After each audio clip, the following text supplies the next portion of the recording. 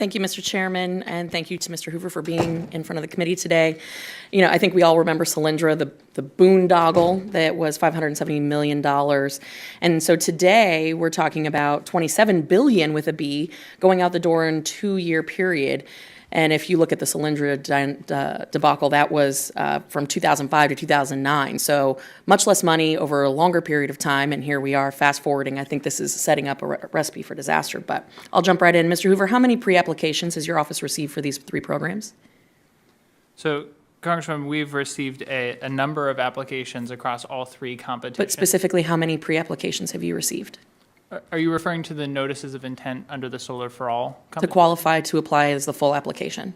I want to be as accurate as possible. I'd be happy to follow up in writing with those specific numbers. Did the EPA determine the structure of the program and then gauge whether there were applicants in existence or coalitions of applicants that could potentially form to meet the requirements and then carry out the program function?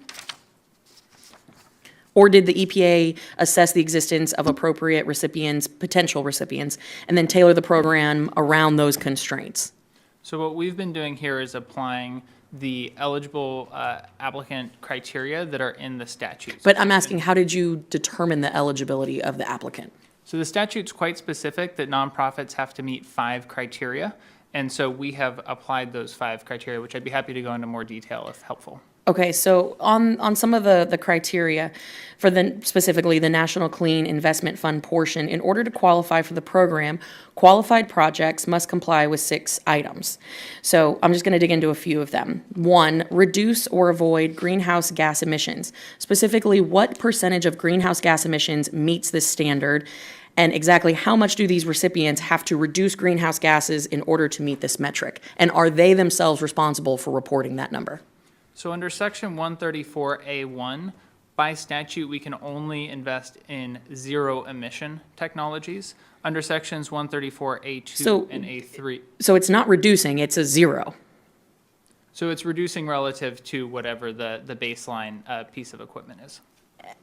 And so if I'm hearing you correctly, you're saying that it says in your own documentation, reduce or avoid greenhouse gas emissions, but there is no specific metric because what you're saying is that it should be 0? Then why even have reduce?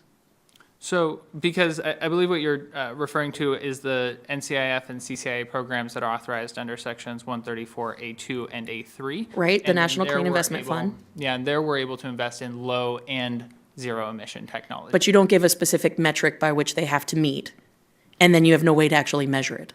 So of the 70 evaluation criteria in the application, there are evaluation criteria around impact and how the grant applicants Right, but you're not answering my question. You're basically saying that it's kind of a free-for-all and that the applicant themselves, they could be the one to say, yes, we have in fact reduced greenhouse gas emissions. So we wanted to provide flexibility for applicants to come to us with the very best plans. We will select the best plans, and then we will enter into a binding agreement. So you're just kind of building the metrics as you go, is what I'm hearing. And then one of the other metrics that you have under the National Clean Investment Fund is to, quote, deliver additional benefits to communities within designated categories.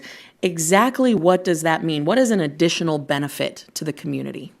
So just on that last point, I want to stress that we have extensive experience on reporting across tens of thousands of But grants. what is an additional benefit to a community, specifically? Many of the things we've talked about today, reducing air pollution, creating jobs. Well, you have reducing air pollution as one of those other criteria, but, so a job creation is an additional benefit? How many jobs? So again, we're going to be. What if this is Sorry. pushing other jobs out? So Are we doing a net job gain? So we're going to be working, again, this is why we've brought in 250 experts from all across the federal government, and we've made sure that each section of the applications is reviewed by the experts. So we've had the Department of Labor reviewing those parts of the application to make sure that we are doing the best possible job assessing. And I'll follow up in writing on this because many of the things that you're pushing for are unfortunately going to kill jobs across communities, particularly in disadvantaged areas. And so I would love to see the reporting on that metric, but also there's another thing that says it may not, this project may not have otherwise been financed. Why would the EPA fund a project that might not have otherwise been financed? And how does the EPA distinguish between a project that meets this goal and a project that is just a bad investment?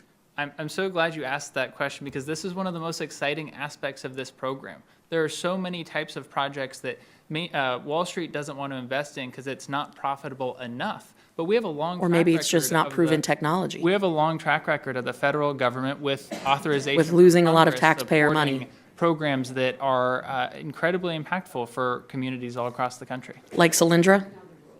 So again, this is a program that is going to be supporting commercialized technologies. So there's not going to be that same type of early stage project risk that you're speaking to. We're talking about loans for products like heat pumps and solar panels and on-site storage where the technology is well established, the business models are well established, and so the inherent risk of the investments are much lower. And made in China. With that, I yield back. Thanks, gentlelady.